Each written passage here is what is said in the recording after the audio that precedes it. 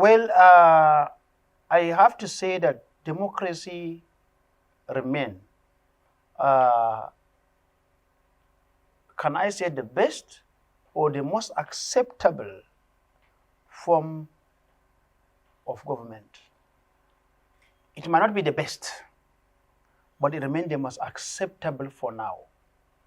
And Nigeria, having been under military regime for way too long, after our transition democracy in 1999, a lot of progress has been made.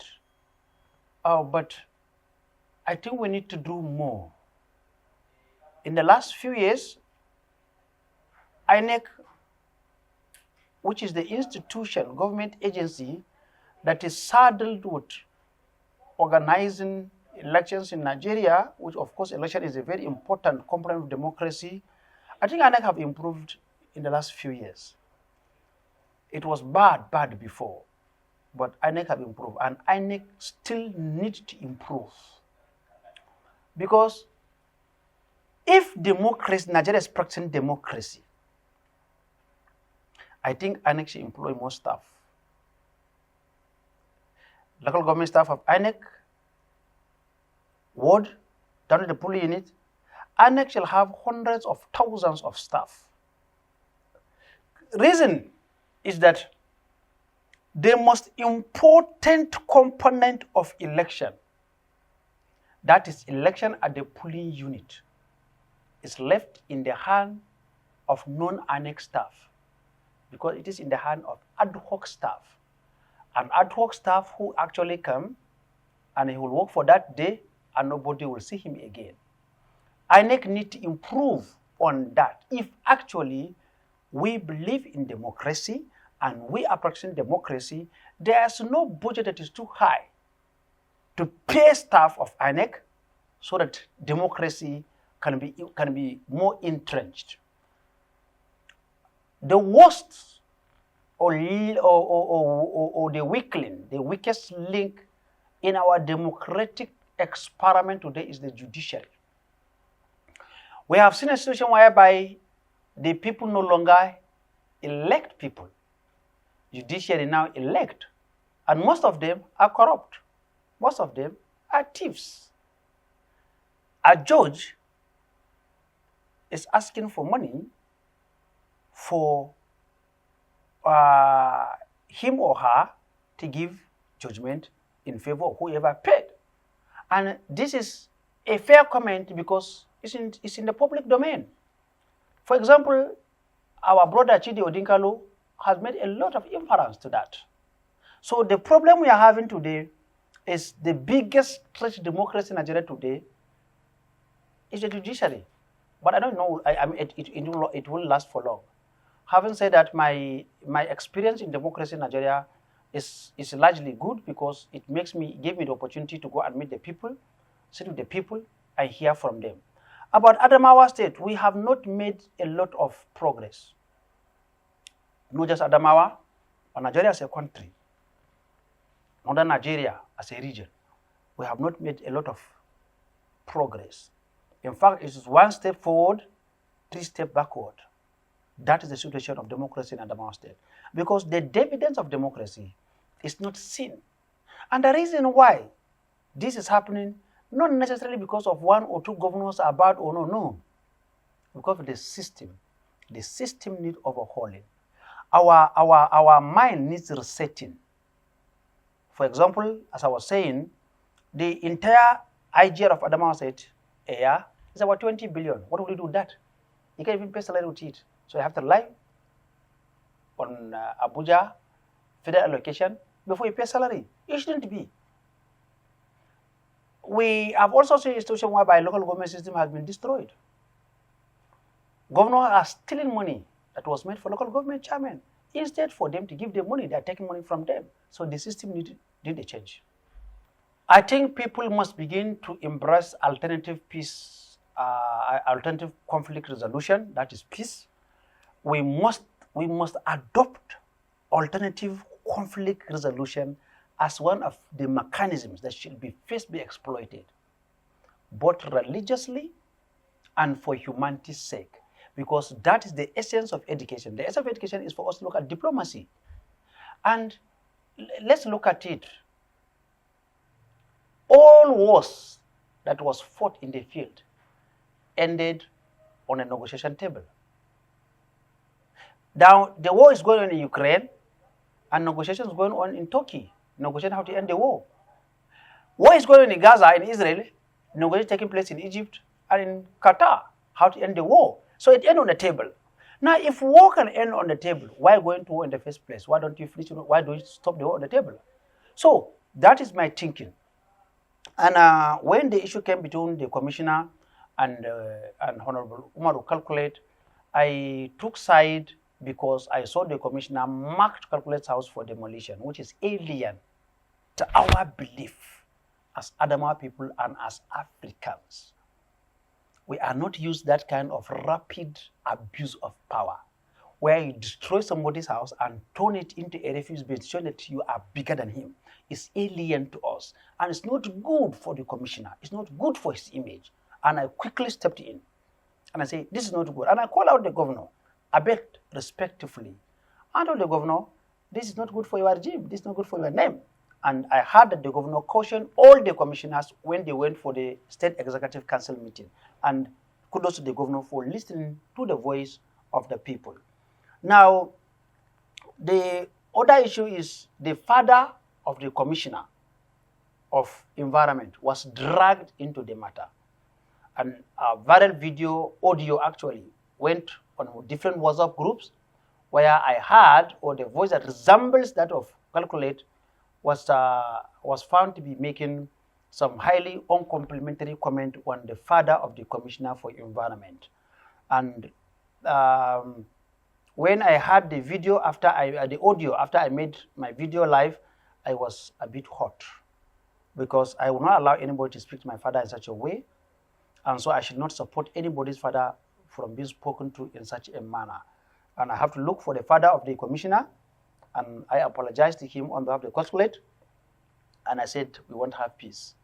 And I came to Yola, I also meet Calculate, and there will be peace, and I'm sure there will be peace. But be it as it is, the case was spoiled by the magistrate court. The magistrate court was, I don't know the right word to use because that is not the law. That is madness. You initiated a direct criminal complaint. When you initiate a direct criminal complaint, the person that you reported to the court must be given summons and must be given a reason. Because when you implement direct criminal complaint, that means you must have met your lawyer and discussed with your lawyer. And you put everything in on paper and submit it before the court. And the court will by way of summon the accused and give him the papers. But the Calculate was not summoned. She was only ambushed on the way to the airport. And assuming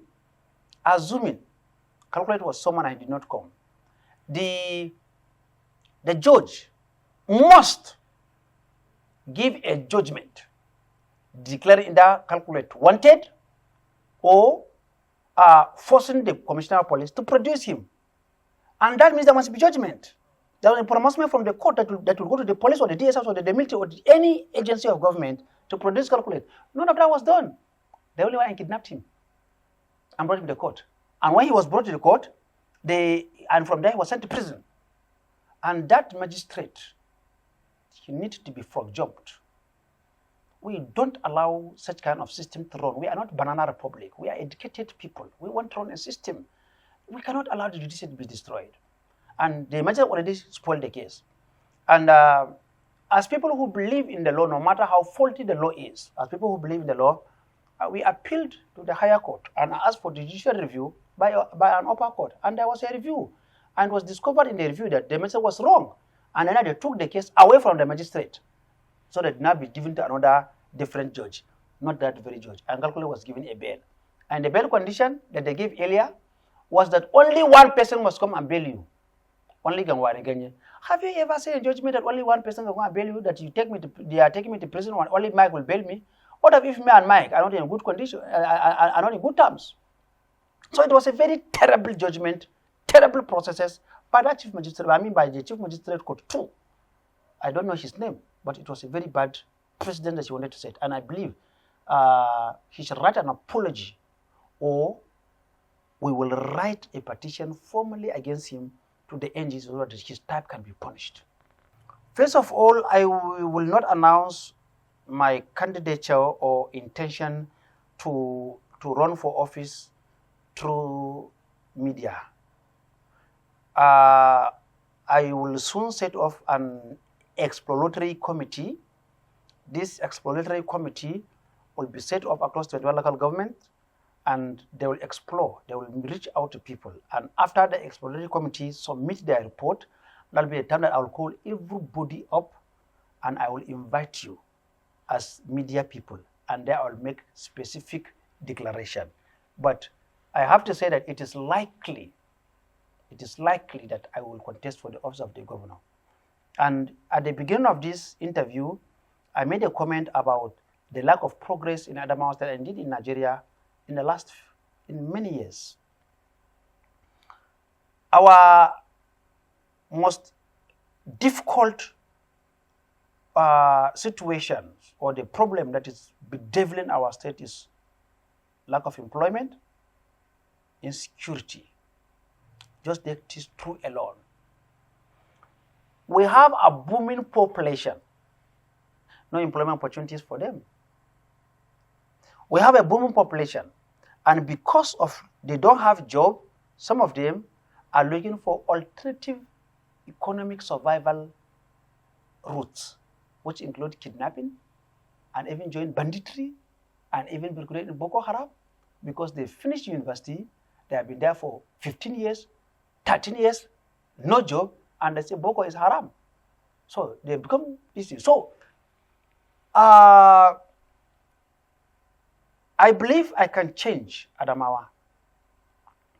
I was discussing with some of the women who came here today, and I told them, and I told you earlier here today, that 20 billion, 50 billion, even 100 billion as a revenue for a population of 5 million Adamawa citizens is nothing. We have to change how we generate revenue. And after I win election in 2027, within first 2 years of my administration, I believe I can raise as much as 150 billion to 300 billion naira revenue every year. And from there, within the next 4 years as governor, we will be having an internally generated revenue of 1 trillion naira. And in the space of 12 years, because of the program that we will put on ground for the other person that will come after me to take over from, we are looking at putting up 3 trillion naira revenue every year for Adamawa State. If you have 3 trillion naira, that means you have so much money to spend. You will not now be going to Abuja to go and beg for federal government to come and give you subvention. You don't need it. You don't need money coming from Abuja. Whatever comes from Abuja is an addition. But you have 2 trillion, 3 trillion. You will be turning every road. You will declare free education in its own form, where in every secondary school, you change the secondary school, to be real secondary school with good teachers, qualified teachers, motivated teachers, teachers that have their own cars, teachers that have their own houses, teachers that are taking care of their own children. We have students that in every school they have free uniform. Would they tell us that is sewing their uniform part of the employees of that school, and tailoring department is there to sew uniform for each school? So if your uniform had a problem, you go to the tailoring department and you get uniform there and wear it, because government is giving out. And we will see that the textile industry, Adamawa textile industry, is actually brought back. If you go to my farm now, you will see I've started farming cotton. I'll show you before you go. There's cotton. We have started farming cotton. And apart from cotton, we'll be using jute. We'll be using even banana stem, the one you cut off after the banana, and you waste it and then it dry off. We will use part of the banana, what do you call it, banana stems, and extract the fiber out of it to make clothes. We'll go into, so we will ensure that everything is working and we produce in Adamawa State. And like I said earlier today, we will be relying on 3 fronts: agriculture, manufacturing, and mineral resources to turn the fortune of Adamawa State. And I want to assure you that within the space of 5 years in power, we will set up not more than 20 different industries in Adamawa State. Agricultural value chain production, textile, cement production, iron and steel production. Different things will be produced at Adamawa State. So when you are producing these things, there will be employment for young people, and government will have money because we'll declare free medical care. Even if they want to open your brain, it's free. Government will pay for you. And anyone they cannot do here, if you're going to bring in doctors, we fly you abroad and government will pay for you. So that is where I want. And every girl child that get into university or into polytechnic or into any higher education will start receiving salary from the government to encourage girl child to go to school. So you cannot do this without money. So we will first of all try to see how we can make the money by increasing government IGR so that we can spend on the people in line with Section 14, subsection 2B of 1999 Constitution, which says the primary responsibility of the government is 1, security and welfare of the people. So we have a lot to do, and Nigeria need me. Nigeria need me. That is the truth. Adamawa State need me more than they need anybody, because I know what I'm bringing on board for our people.